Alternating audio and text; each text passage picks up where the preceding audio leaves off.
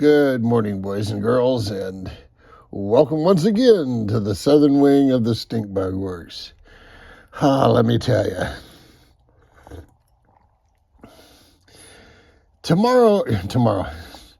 Yesterday was a heck of a day. I had a hell of a time. I watched Big B's video this morning. He had a hell of a time. Although my hell of a time did not involve having to wash salt water out of everything. Man, I feel your pain because I know what you're going through. Ooh. So I get out to, well, first off, and the reason this is here is I was going to take this out for a run, but somewhere along the line, and I don't even recall why, I swapped out the speed control for whatever reason. And this new speed control has Dean's connectors on it, and I ordered batteries for this thing, and they come with Dean's connectors. I was cutting them off and putting XT30s on, and I said, you know what? The ESC has Dean's, the battery have Dean's. Let's just run this thing on Dean's connectors. I can do that. And I went to the charger and went through my box of charge adapters, and I've got stuff for 4 millimeters, and I've got stuff for JST, but I don't have any Dean's connectors. You know, I used to use Dean's connectors, and they were such a pain in the ass to pull apart. I swapped over to the 4 millimeter connectors.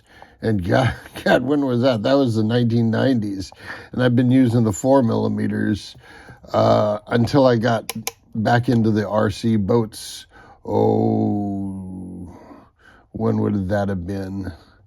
Well, I started doing them in the 90s, and then I backed off for a while and got back into it. Oh, maybe 2004, 2005.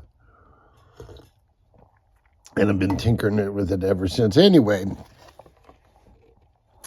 I thought I had stuff to charge this up to take it out. And I said, oh, I know what I'll do. I'll take the Ladybug out. It's all packaged up, ready to go. All I got to do is charge the batteries. Well, I go out there, and somewhere in the maintenance, the little receiver transmitter I had with the dry cells leaked.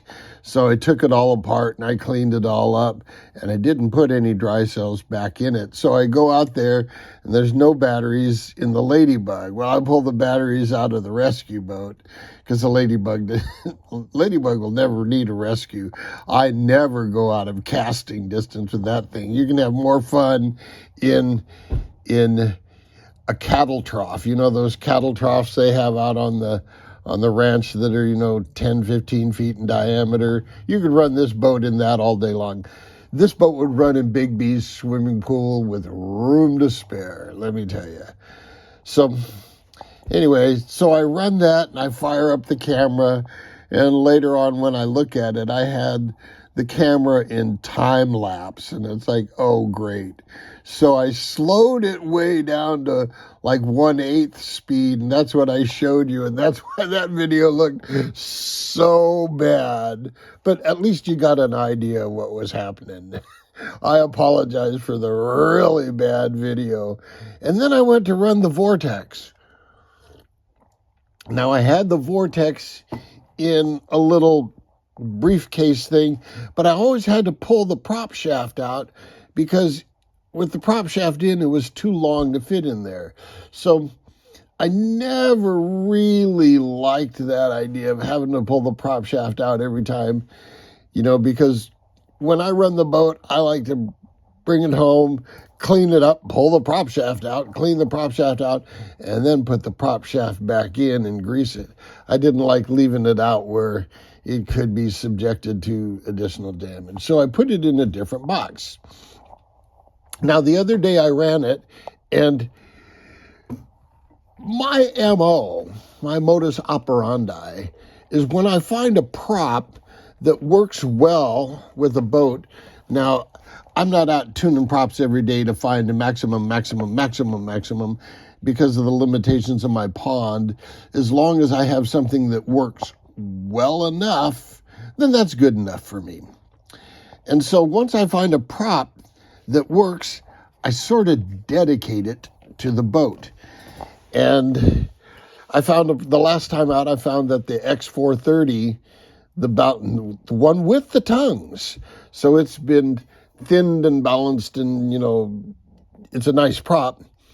And I was going to dedicate that to the Vortex. Well, I didn't dedicate it to the Vortex. And when I got to the pond and opened up the box, there's this beautiful prop shaft with no prop on it. And of course, I neglected to bring my box of props, because when I have a prop that works, that's good enough, and I just leave it run, because you can't set any records on my pond. I discovered a new floating rock.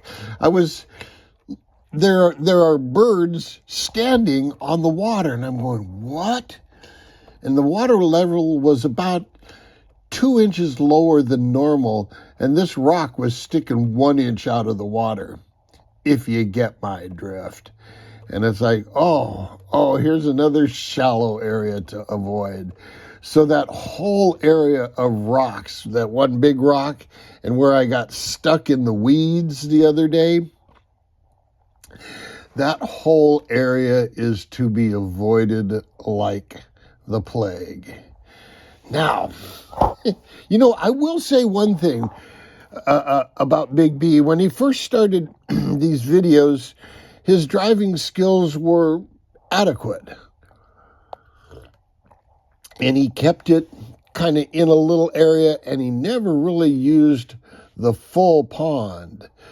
Today, his skill level in maneuvering the park pond is pretty damned impressive. When he's going behind that fountain, I don't like letting stuff out of my sight. And he's going behind that fountain and coming out and making that turn at the end where you're in a pretty tight little chute, and he's got it nailed. So his skill level has improved immensely. You can see it. It's like, holy cow, this guy's a beast. So more power to you, Big B. So that was my day yesterday. At least I don't have salt water. Anyway, what I wanted to talk about this morning was upcoming projects. I have a 1/16 scale model of the 1992 Tide Unlimited hydroplane. And there's a picture back in one of my earlier videos. And that's going to be my winter build. We'll build it over on the eastern wing there. And so that's going to be a lot of fun. And I got confirmation that it has shipped, so it's on its way. I also got confirmation that my next project, and I'm going to play this one a little close to the vest until it arrives, because you're going to look at it and you're going to go, what? Am I seeing this right? Or what are you doing? There's going to be a whole lot of WTF, and then I'll have some splaining to do. So I'll do a bunch of splaining when this arrives. I think I have a plan on how I'm going to approach this project. I will say this, it's a bigger project on Dr. Jet scale than normal, and I have to be careful that I can make it work in my little pond. Oh, that gives me an idea for a song, In My Little Pond. No, never mind. It's going to have potential to do a lot more, but I'm going to have to dial the potential back that I can work with it in my environment.